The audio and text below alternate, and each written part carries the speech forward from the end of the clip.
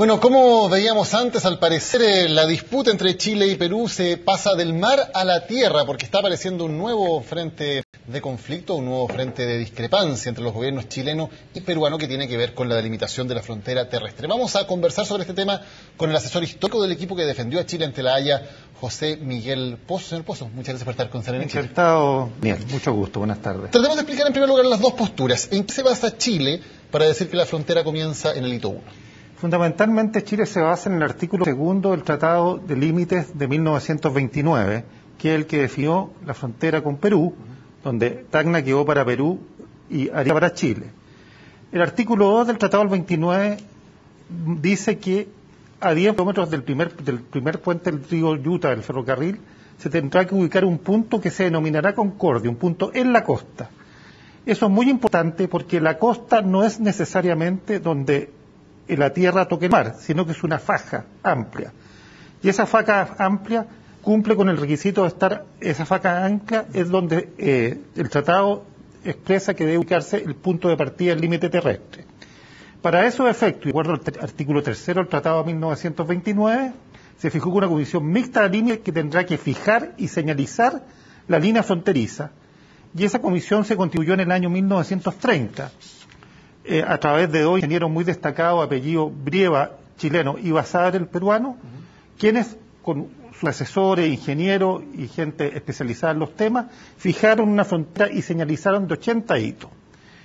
El hito número 1, el primer punto de la frontera, que sería el punto Concordia, que el Tratado del 29 expresa que tiene que ubicarse porque se denominará Concordia, o sea, hay que buscarlo en la costa, es el que se fija en agosto de 1930.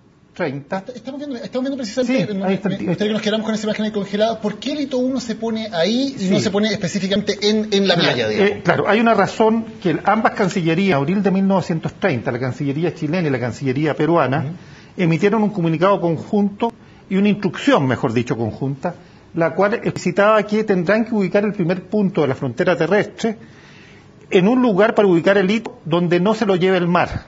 Ese fue el motivo. Yo lo tengo aquí, pero por no, digamos... Pero desde el punto de vista chileno, este es un acuerdo que toman los dos países, siguiendo el Tratado de 1929, por un asunto práctico, entonces se pone un poco más retirado del... Exacto, pero no significa que no esté en la costa, y no significa, y esto es muy importante recalcarlo, porque es la tesis peruana, y esto hay que tener suma claridad, no significa que no esté en la costa, está en la costa, porque la costa es una franja. El punto que el Tratado del 29, el que dice, se ubicará para la partida de la frontera un punto en la costa que se denominará Concordia y que esté a 10 kilómetros del primer puente del río Yuta.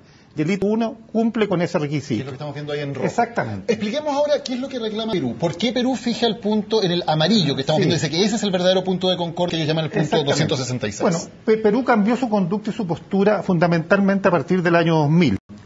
Y en la forma, digamos, más determinante fue cuando hizo una ley en noviembre del año 2005, la ley de líneas base del dominio marítimo, donde hizo, definió toda la costa peruana, desde Ecuador hasta, debió haber sido hasta el hito 1, con puntos, pero no lo hizo hasta el hito 1, que era el punto convenido, el punto final, lo hizo como 190 metros más al suroeste, en ese punto Concordia, desconociendo lo convenido en agosto de 1930, en virtud del artículo 2 del Tratado del 29, que señalaba que ese era el comienzo del límite terrestre. ¿Y cómo llega Perú a establecer el punto? ¿Por qué lo establece precisamente ahí y no un poco más al norte o un poco más al sur? Porque lo establece ahí porque quería, yo me imagino, tratar de compatibilizar ese punto con la Convención del Mar, del cual nos parte. Y esto es muy importante entenderlo. La Convención del Mar de 1982, de la cual Chile es parte a partir de 1997, establece que para medir y proyectar su mar territorial, y por ende su zona económica exclusiva, es a través de la baja marea. Entonces resulta que Perú ubicó el punto Concordia precisamente, o el hito Concordia que llaman, en el mar, incluso cae un poquito al mar. En consecuencia, ellos por eso lo hicieron. Por ese motivo. No, pero mi pregunta es ¿cuál es la explicación que da Perú para decir exactamente ese es el punto y no es un poco más al norte o no es un poco más al sur, de acuerdo a los tratados? De acuerdo a los tratados. La explicación no da una explicación, dice que ese es el punto porque la explicación es porque para ellos la costa es donde el agua se junta con el mar. La tierra se junta con el agua. Entonces ellos discriminan que para que sea el punto concorde que hablaba el Tratado Segundo, el Tratado del 29, tenía que estar cuando el agua del mar se junta con la tierra. Siguiendo la línea que es la línea que viene desde arriba, la línea blanca. La línea blanca que viene cayendo hacia el suroeste. El punto es que esa es una mala interpretación de lo que es costa. Evidentemente eso es costa, pero también es costa lo que está más arriba. En consecuencia, el hito 1 cumple con el requisito de ser costa. Ahora, usted me preguntará, por 190 metros, ¿para qué entrar en este lío? La razón es mucho más profunda. La razón era porque, como el hito 1 surge el paralelo, era de alguna manera cuestionar el paralelo que definía los límites marítimos. Si cuestionaba el hito 1, echaba abajo el paralelo. Claro. Esa es la razón estratégica. Ahora, de Perú. ya conocido el fallo de La Haya, que ya delimitó el paralelo como frontera marítima, y en eso ya no hay ninguna discusión, por lo tanto, ¿qué importancia tiene ahora el triángulo terrestre si es que ya no tiene importancia en cuanto a la proyección? Bueno, tiene una importancia porque Perú había dicho, para el acta de ejecución del año 99, cuando se entregó lo que restaba del Puerto Rica, y un tren de Arica a Tacna, la línea, dijo que se habían terminado todo tipo de temas limítrofes con Chile. Después, cuando se levantó el tema y se construyó el tema de los límites marítimos, la explicación que dieron autoridades peruanas como el ex canciller Roncaglió, y lo dijo en Chile, fue decir que se habían referido solo a temas terrestres. Y que en ese momento, el año 99, el canciller de Tresigny se habría referido a lo terrestre, y por eso que lo marítimo se justificaría ahora. Ahora se está zanjado lo marítimo y ahora nuevamente vuelven a lo terrestre. Entonces, la razón, pienso yo que es, no la explico porque se ha empleado tener una relación proactiva con Perú, de seguir en el camino que vamos y dejar abierto eso, es inentendible. Evidentemente, eso pueden ellos a través del artículo 12 del Tratado del 29, arbitra el presidente de Estados Unidos. Pero ese triángulo tendría su costa seca en caso que Perú quisiese solicitar algún tipo de soberanía. Yo, desde mi punto de vista, he estudiado bastante el tema, pienso que eso está sellado, aunque la Corte de La Haya no podía pronunciarse explícitamente. ¿Por qué la Corte no se pronunció precisamente al respecto? Yo le voy a explicar. No se podía pronunciar explícitamente, o no se podía pronunciar porque no tiene jurisdicción en el sentido de que el Pacto de Bogotá permite referirse a los temas de 1948 al presente. Y el tratado es de 1929. Pero ¿por qué de alguna manera alude al hito 1? Porque el hito 1, y ese yo diría que es el muy buen punto, y triunfo de Chile en este caso, un punto muy relevante, porque el hito 1 lo reconoce la Corte de La Haya, sin mencionarlo, como de donde el punto de referencia donde surge la frontera marítima. Porque dice el parágrafo 197 o 198 del fallo de La Haya, dice precisamente que es el paralelo que pasa por el hito 1 y intersecta la marea. Usted me preguntará por qué hace esa construcción. La hace precisamente porque respeta dos conceptos jurídicos, que es totalmente válido. Uno, respetar la pacta servanda, lo pactado obliga de buena fe, que está en el Tratado de 1929 y materializado el año 1930 cuando se fijó y demarcó la frontera, por tanto reconoce la coordenada 182103 del hito 1 como la partida del comienzo del límite entre Chile y Perú. Porque usted me dirá, ¿por qué ocupa esa coordenada para decir que ese es el paralelo que la Corte, aunque sea en 80 millas, reconoció como un tratado?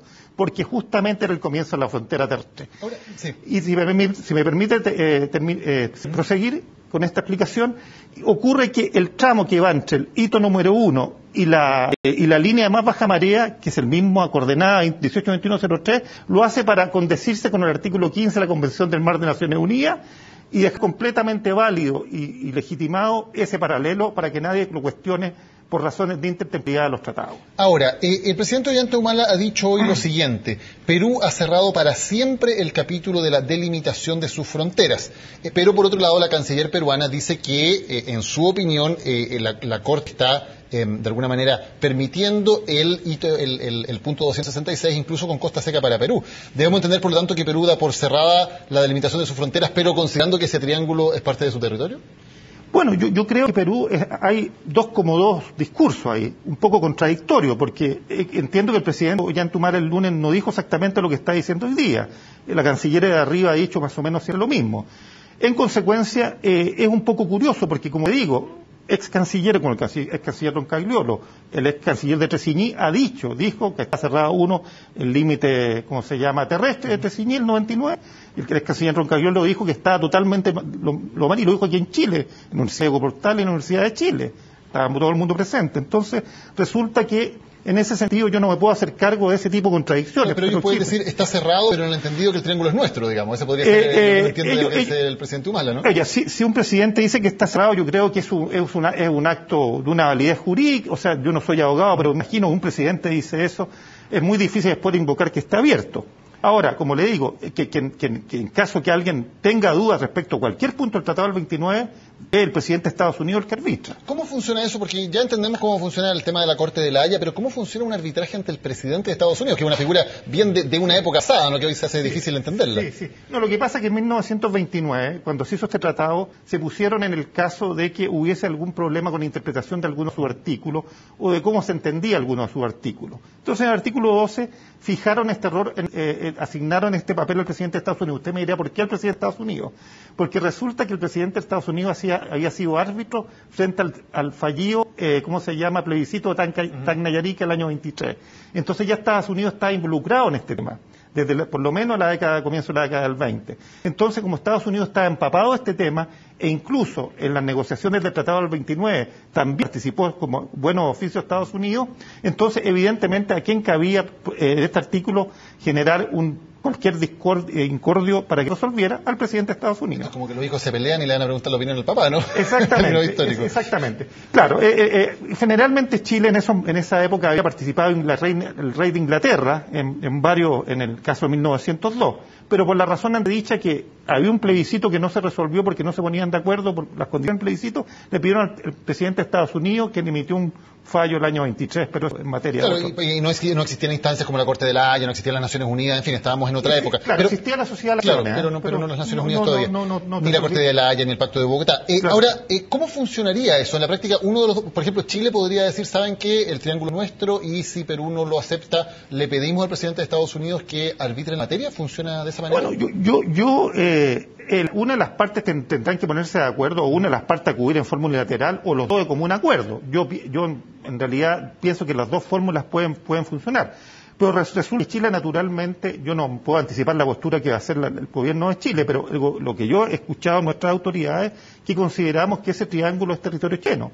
Y luego hay las razones jurídicas y técnicas por qué es territorio chileno. En primer lugar, porque el hito 1 es un comienzo de una frontera, que la Corte de la Haya, por falta de jurisdicción, no lo pudo mencionar así, pero sin embargo dice que ahí sale el límite marítimo. Entonces, por tanto, lo reconoce de alguna manera como una frontera, del comienzo de la frontera entre Chile y Perú.